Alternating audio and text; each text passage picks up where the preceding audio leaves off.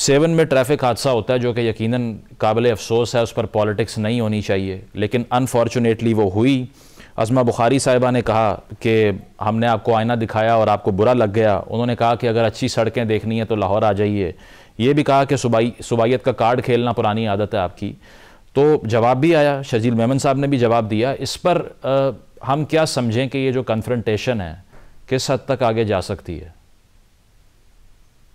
देखिए, ये जो बयानात होते हैं ना एक दूसरे के लिए, जब आपको किसी ना किसी जगह पे लेवल पे आपका एक अंडरस्टैंडिंग हो लीडरशिप के दरमियान, मैं बड़ी लीडरशिप की बात कर रहा हूँ, चेयरमैन बिलावल भुट्टो साहब हैं, प्रेसिडेंट आसिफ जरदारी साहब हैं, वहाँ नवाज शरीफ साहब हैं, शहबाज शरीफ साहब हैं, उस लेवल पे जब तक अंडरस्टैंडिंग ये है और जो आज तक है एक अच्छी अंडरस्टैंडिंग है, तब तक तो नीचे सूबाई हुकूमतों के दरमियान कोई नोक झोंक चलती रहे और एक दूसरे को बयानबाजी और जवाब दो, ये बिल्कुल नॉर्मल बात है और होनी चाहिए, ये भी गुड है, ताकि हम एक दूसरे को क्रिटिसाइज करने की पोजीशन में भी हो। अलायंस का ये मतलब नहीं है, इत्तेहाद का ये मतलब नहीं है, अंडरस्टैंडिंग का ये नहीं कि हम एक दूसरे के जो ऐसे काम है जिसको हम समझते हैं कि उस पर क्रिटिसिज्म करना चाहिए, उसमें हमें कोई कबाहत होनी चाहिए। तो जहां तक ये बात है वहां तो ठीक है, लेकिन अगर इससे ऊपर जाएंगे तो फिर हमें अपनी लीडरशिप को देखना होता है कि हमारी लीडरशिप क्या मैसेज दे रही है। तो आज तक जो लीडरशिप का मैसेज है वो साथ चलने का है, साथ बैठे हुए हैं, साथ बातचीत हो रही है, साथ सारे मामला चल रहे हैं जमहूरियत के लिए। मैं इसको दो सूबाई हुकूमतों के तर्जमानों के दरमियान अपनी अपनी सूबाई हुकूमत को डिफेंस करना, और जाहिर है डिफेंड करते हैं थोड़ा सा सार्केज्म भी होता है, सामने वाले क्रिटिसाइज भी करना होता है, मैं उसको उसी हद तक देखता हूँ कि सूबाई तर्जमानों का बयान है, सूबाई लेवल पे डील हो रहा है। रजा साहब लेकिन होना चाहिए, लेकिन ये होना चाहिए, ठीक है, लेकिन इस पर रजा साहब जो कहा शर्जील मेमन साहब ने भी कि वफाक में आपकी हुकूमतें रही हैं, तो अगर सिंध में कोई प्रोजेक्ट कामयाब नहीं हुआ उसका भी कसूर वफाक का ही है, ये फेयर कमेंट है?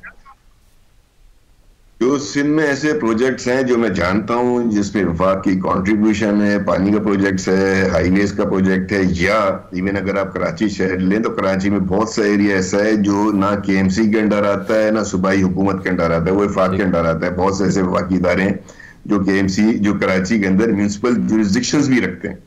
यहाँ पे लैंड का बहुत बड़ा इशू है, मुख्तलिफ ऐसे इदारे हैं, कैंटोनमेंट्स हैं, केपीटी का एरिया है, स्टील मिल के पास है, पोर्ट कासिम के पास है, इस तरीके से डिवाइड हुए। तो बहुत सारे ऐसे प्रोजेक्ट्स हैं जिसमें कि फेडरल गवर्नमेंट पार्टनरशिप है, उसकी कंट्रीब्यूशन होती है और सिंध गवर्नमेंट इसको फिर सप्लीमेंट करती है। तो ऐसे प्रोजेक्ट्स हैं जिनमें जो है वो डिले हो रहा है। खासतौर पर जो बात की जाती है हाईवे का, कराची टू सक्कर हाईवे, ये अभी तक हाईवे है, ये मोटरवे नहीं बन सका है, और जाहिर है कि ये फेडरल गवर्नमेंट का इसमें कंट्रीब्यूशन होता है, हाईवेज फेडरल गवर्नमेंट के पास है।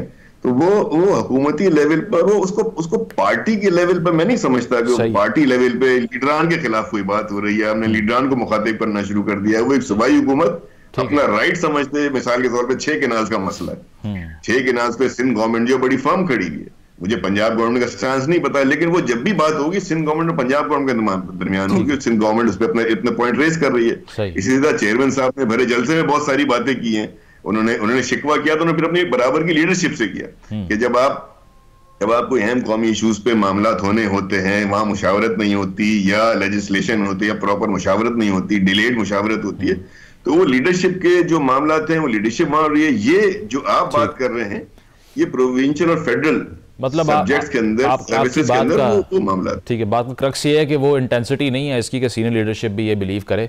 अहमद अवैस साहब, फाइनली वक्त कम है मेरे पास, JUI के हवाले से जो अलायंस अब एक्सपेक्ट की जा रही है, फवाद चौधरी साहब ने भी इस पर बात की, उस पर क्या प्रोसीडिंग्स हैं? क्या PTI को कोई इशारा मिला इस तरह का कि अब आप इसको कंसीडर कर लें कि दरअसल अगर कोई कंटेनर लगाया जाता है ईद के बाद तो उस पर मौलाना भी मौजूद होंगे?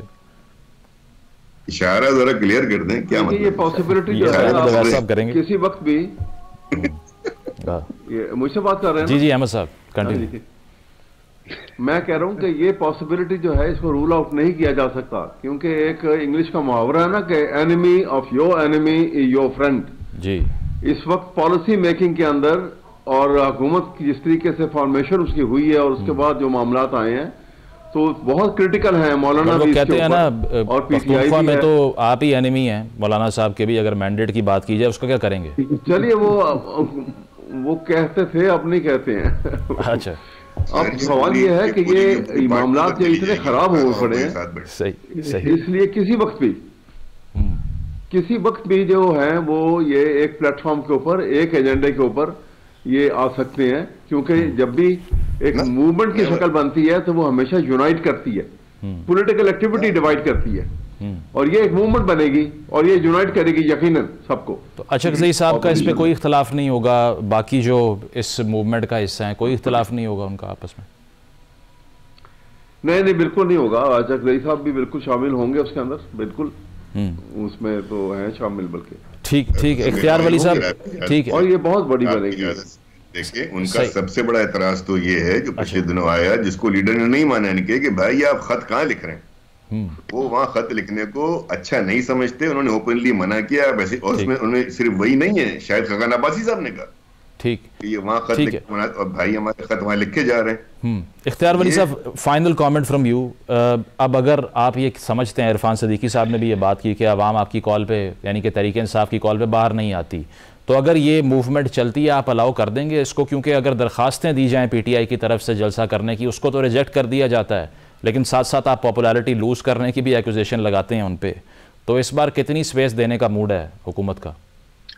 देखिए, जहां तक हमारी पॉपुलैरिटी है हमने उसको संभाल के रखा, उसके लिए क्या कार्ड खेलना है, किस वक्त पे खेलना है, वो हम खेल लेंगे। जहां तक इनकी बात है तो इनको ये मालूम है कि आज जो जिस सिविल सुप्रीमेसी की ये बात करते हैं, ये बस करते ही है। अच्छा, बस सिर्फ मुंह से ही करते हैं।